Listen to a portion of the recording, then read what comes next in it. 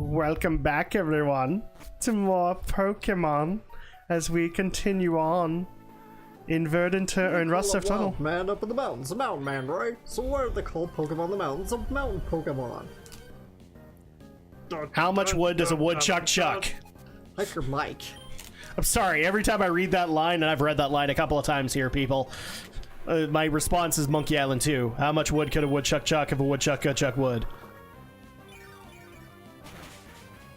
And for that, I'll put in the Monkey Island 2 actual discussion, if I even have it anymore. It's okay, it's not that hard to find. So yeah, welcome back, everybody. I hope everybody's having a good Friday. It's the end of the week. It's amazing. And we have Pikurp out, and he's awesome too. Like Geodude's always like, yeah! As soon as, well, poor Geodude, he's just gonna die. That's just the way it is. We drowned him via a simple bubble. Quad weakness, yo. Yes, indeed. But no, I'm still going off the line that these Pokemon don't get knocked out. This is the most violent Pokemon playthrough out there. All of those ROM hacks and everything else that you found, no, they're not as violent as me, because I consider all these Pokemon dead. Dead as doornails. You've been reading too much creepypasta. If only I could say I wasn't reading creepypasta. But people keep on sending that crap to us. They want us to do Drak and Shadow Theater, like when the Game Grumps would read fan fiction. I hope not. I really don't. I don't want. No, I don't want to read those, because some of them are just like, you know, they're inaccurate, but they're just damn depressing. On the other side of this rock, my boyfriend's there. He won't leave me alone. He's just digging a tunnel. He works his hands raw and rough for the benefit of everyone, mostly himself. It's a rugged rock, but Pokemon could probably smash it. And I think around this time was when I realized I hadn't equipped Rock Smash yet. Not yet. Rock Smash. Rock Smash. A and listener. so it's time for me to go make one of my Pokemon the Hulk, and therefore Smash. Because to me, it's not Rock Smash, it's just Smash. Would you stop? Why are you giving me trouble, Whismer? Why are you giving me trouble? I do not want you. You are a little Pokemon orphan as far as I care. See, I am really mean today. Pokemon orphan, that's Cubone's role, I'll have you know. Oh, okay, I'm sorry. I want you to go and join Cubone in his little orphanage of nobody. And, wow, I've gotten really dark today. I'm sorry, guys. That's what's happened in Pokemon Emerald today. But thankfully, we also have to come down to Route 116 to get some other stuff taken care of. There's a small indent in the wall. We can't do anything with it. I dropped my glasses. Can't find them. No. They're your glasses. Ergo, your problem.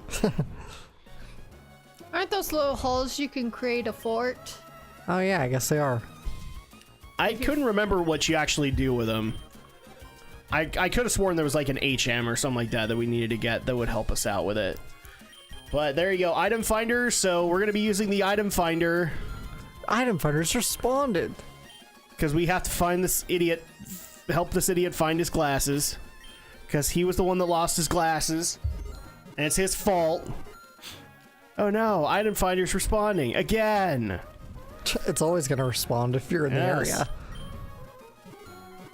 Yeah, it's been a while since I've used the item finder. I completely forgot that it doesn't like put it on the map where it is. Yeah, I think the later gens make it a bit more precise, but I'm spoiled. I like visual cues of where it is, like a little dirt pile, and then I can find it. Yeah, I think you just have to search. No, I'm actually in the area where it is, and that's why I'm getting a little frustrated when I recorded this. It's like, I know where it is, just show me where it is, like give me a visual cue. There you go. Black glasses. Found one black glasses. Wow, I'm racist too. I dropped my glasses. Those glasses, may I see them for a second? No. These are black glasses. They're not what I'm looking for. I'm so glad you found that out. Maybe my glasses aren't around here. Goodbye. Bye. Rot in hell. Anyway, sorry.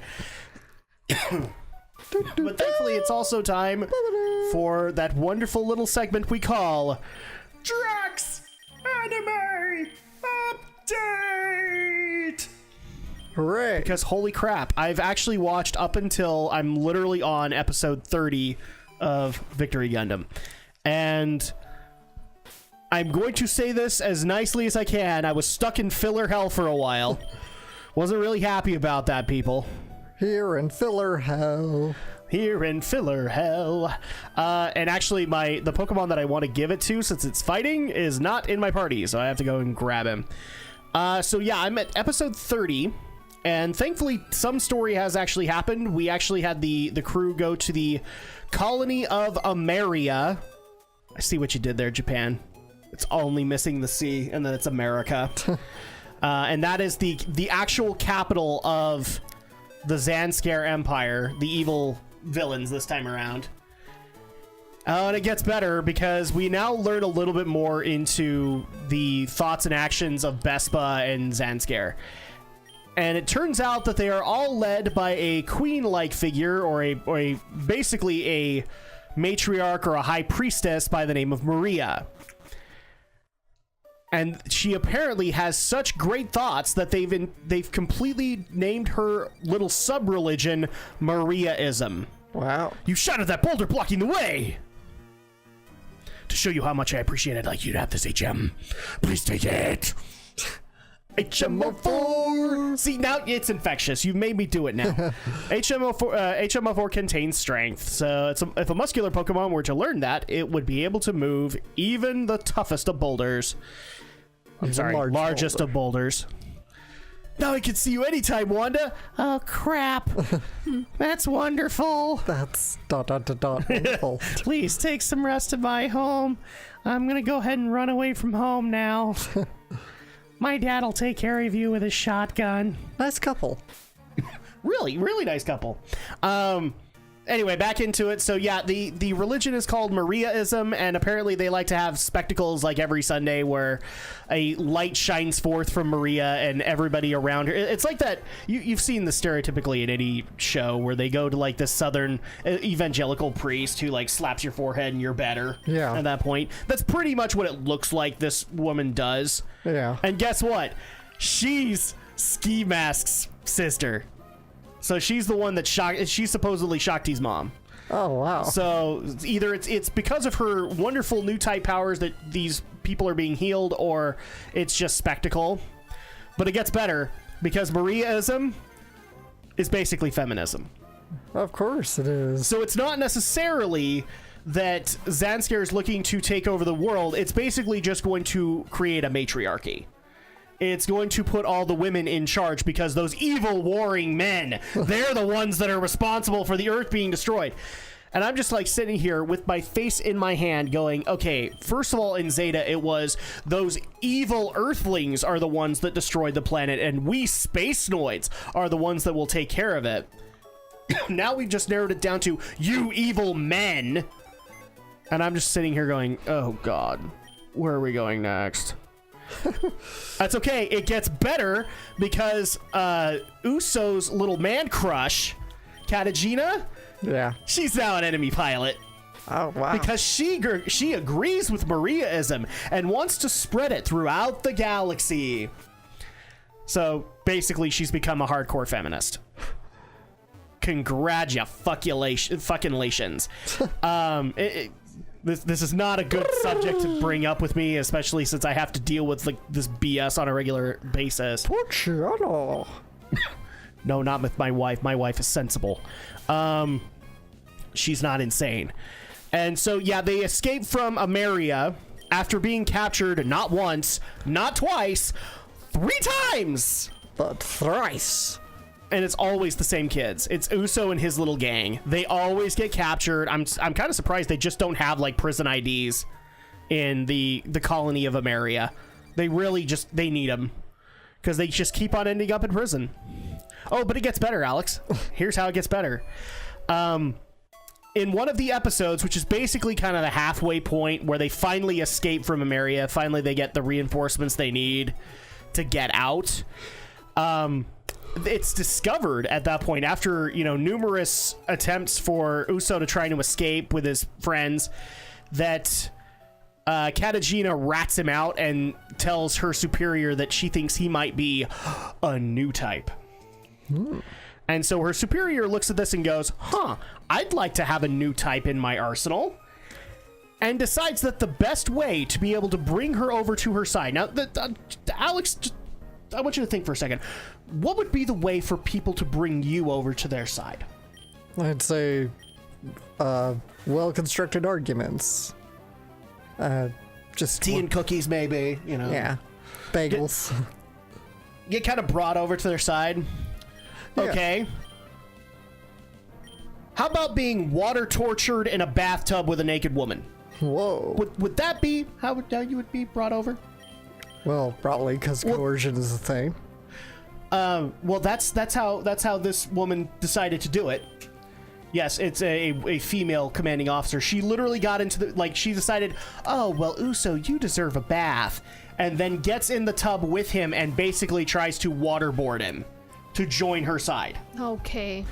So, now, a lot of that seems kind of dumb, but it led to one of the funniest episodes in this entire thing as a very, very stark naked Uso not only escapes from the colony of Ameria, not only goes out into the cold dark of space without a suit, again, stark freaking naked. Yeah. Okay? But acquires his newly upgraded Gundam and pilots it naked for the first time. Oh, wow. And I love the fact that, everybody around him is going, are you naked? You can literally see, 80% of the time, they do, the Austin Powers thing. They just put everything in front of his junk as much as possible. Right. And most of that time, it's either Haro or it's his dog Flanders. Yeah. Ned Flanders would be so pissed at him right now. Flanders kept getting put in his junk.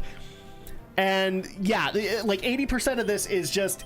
Are you naked? Yeah, we really need to get you in an oversuit. Can't go, gotta take care of the enemy.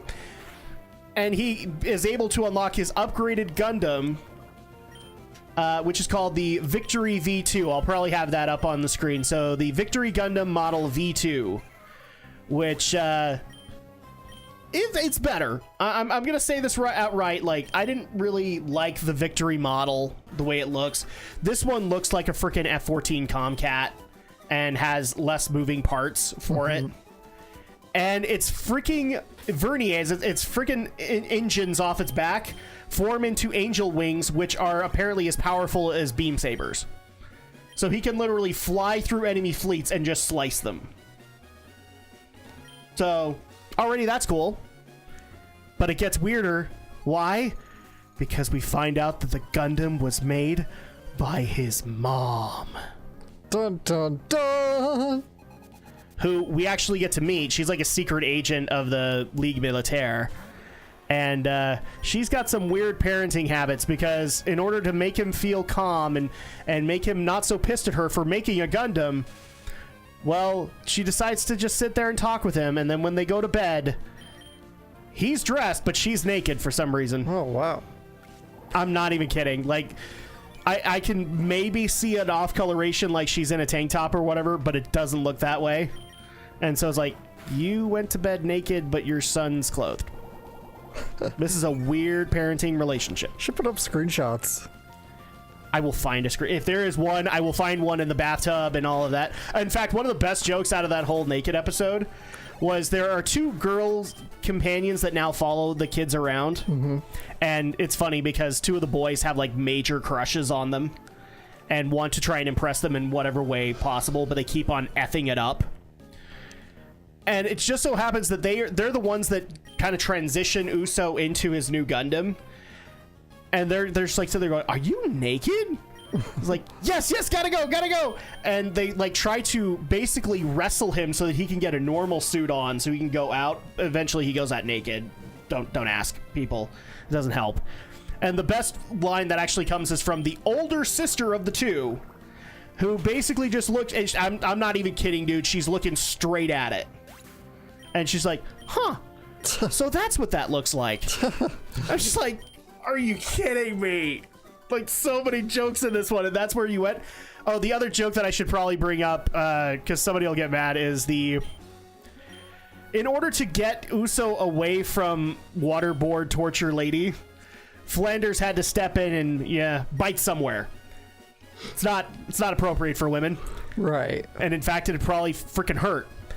but it gets Uso away, and it makes it so basically she's kind of scratching herself like around here. Mm-hmm. And finally, her lieutenant is like, "Why do you keep scratching there?" "It was bitten, dumbass." It's like, oh. And the best part is he has the look of not that the dog bit, but that Uso bit. It's like, oh. It's like, wow. Okay, Victory Gundam, I'll give you this. I'll give you this moment. And that's where I'm at. We have a brand spanking new Gundam. We're finding out why Mother Dearest made the Gundam for Uso, and just seeing how powerful the model V2 is. Thankfully, though, I've only got about 21 episodes left, so at that point, I can finally get out of the damn Universal Century and into G Gundam. I'm looking forward to that one. There's going to be a lot of yelling by the time we actually get around to G Gundam. Just pointing that out. Just for the hell of it. This hand of mine is going to glow with an awesome power! A lot of the time. So there you go. That's my anime update. Awesome. Yay! Hey, I found a pretty strong trainer. Oh yeah, now we have to deal with the Pokemon family. Oh my goodness, aren't you young? You must be quite the trainer to beat my husband, though. It's my turn to battle now. Oh, you must be quite young, don't you know? Don't you know, Bobby? And it's appropriate considering the model, right? Yeah. I'm totally from Minnesota. It's totally from Minnesota, where we say rum instead of room. And then Linkara gets mad when we all make fun of that accent, eh? That's Canadian. Nope. Minnesotans do it too. Well, it makes sense. They're really close to the border. That's kind of why. They're really close to the border. I've been told Wisconsins do it too, but Yeah, I haven't seen that. I imagine a lot of the upper Northwest. Well, except for Michigan. Michigan still has kind of their own Not accent. Northwest, rather, but the upper Midwest. Sorry. Yeah. Well, Michigan would be, because it's right next to Illinois, so it'd be kind of right in that area. There's a strong trainer here, honey. This one's really strong. Yes. You're stronger than mommy? Wow. But I'm strong too. Really, honestly. Ugh. What was that? Me being Vivi. Okay. Win straight Vivi. So, if you guys haven't figured this out by now, we're basically gauntleting our way through the Win Straight family. I'm guessing is their last name. I don't know. Yeah, It's a family. It's a family of Pokemon trainers. It's a family affair. A family picture. Yes. Let's see. There you go, Zerp. Zerpia. But yet we still can't get you up to 26, and that's when you evolve. Shroomish. Shroomish. And this is one of those times where I have to sit there in my head going, do I actually have something that can counter a grass? Yes, you have a flying type and a psychic. Yeah, it took me a while to actually realize that. It's not that I'm stupid, it's that I completely forgot that, yes, flying works against grass. So instead, I went with my buddy Twerp. Oh, and by the way, I don't know if you guys actually saw this, but we did. I think in this episode we caught a Numel, so I now officially have a fire type, and he got named Dezerp. Dezerp. Oh, because he loves his Dezerp. You got a Numel. It's the only fire type that I have available right now. Because I get Numel, and then everything past that point is past Flannery. So I wanted to at least get a fire type to have something.